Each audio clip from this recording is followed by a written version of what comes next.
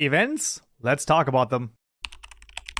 Alright, we find ourselves back in Intelligent once more, and in this tutorial we're going to be talking about events. So events are a, well, very extensive topic, which we won't cover in like 7 to 10 minutes, let's say. However, I want to introduce to you the idea of events, where you can look up every event, where you can basically find out how it works, and then also how you can basically, well, use events and add stuff to Minecraft with those events. So what you can do is you can press the Shift key twice and just search for, let's say, the Living Hurt event. That is, you know, I usually look for a particular event because we want to get to the event class, but the issue is if we do this, there's a lot of event classes.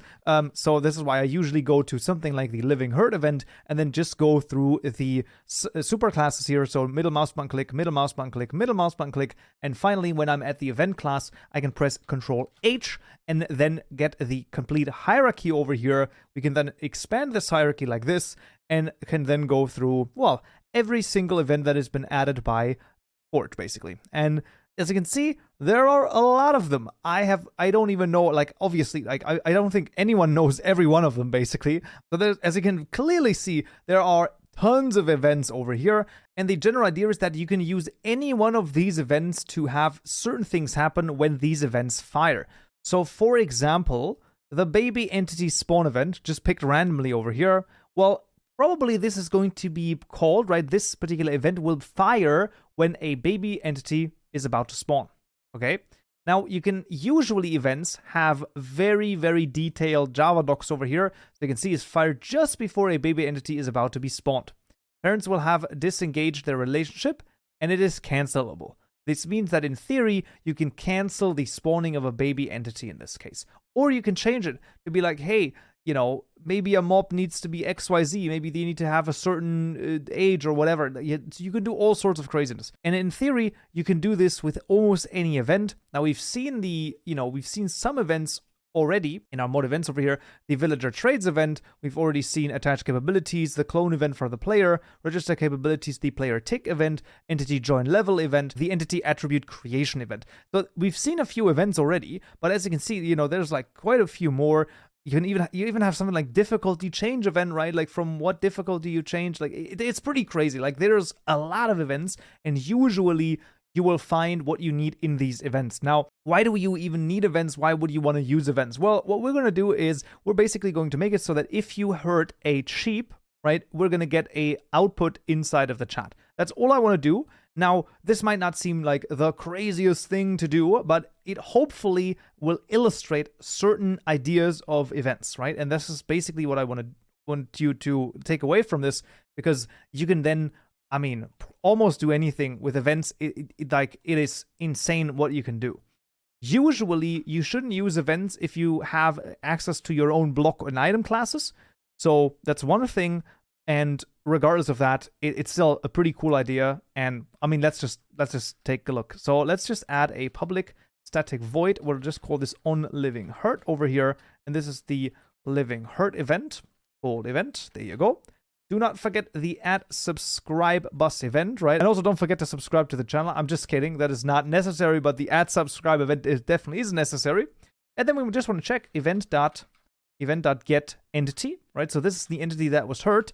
If that is an instance of sheep, then we will continue. And then we're just going to say, okay, we only want this to happen if the source, so get source, right?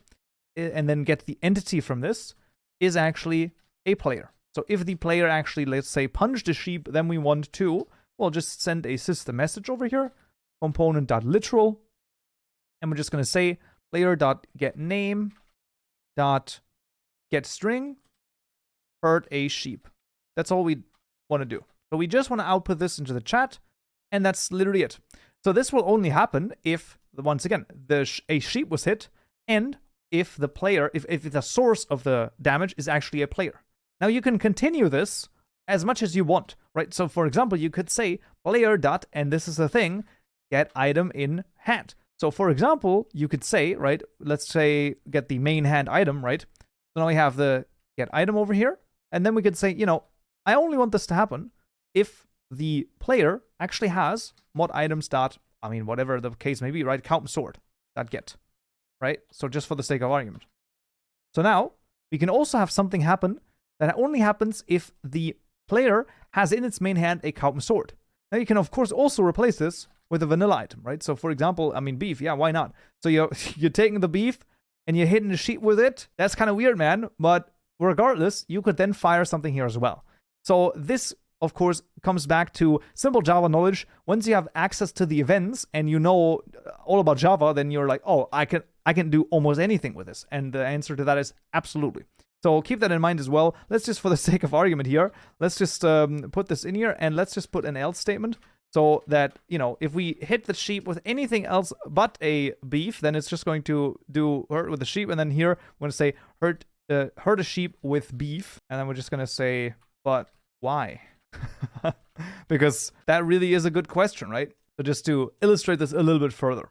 And that's actually all that we need to do. First of all, very important, the method itself has to be public and static, right? Then it has to have only the event as a parameter here. It has to have the add subscribe event annotation over here. And also the class that the method is contained in has to also have this annotation as well, right? So this is going to be on the forge bus. To check whether or not it's on the mod bus or the forge bus, you go inside of the event and usually it says the event is fired on the forge bus. You can see this is the forge bus. If it said something like the mod bus, then it would require this. That's pretty much all that there is to it. So let's go into the game and punch some sheep. Alright, we find ourselves back in Minecraft again. So let's just spawn a sheep and let's just hit it. And there we go. Def heard a sheep. Exactly right. And if I hit it with beef, I was going to say Def heard a sheep with beef, but why? That's the question here. And yeah, I mean, that's pretty good, right? So it does definitely work. And that was one example of how you can use an event. But that's going to be it for this tutorial right here. I hope you found this useful and you learned something new, and I'll see you all in the next tutorial. So, yeah.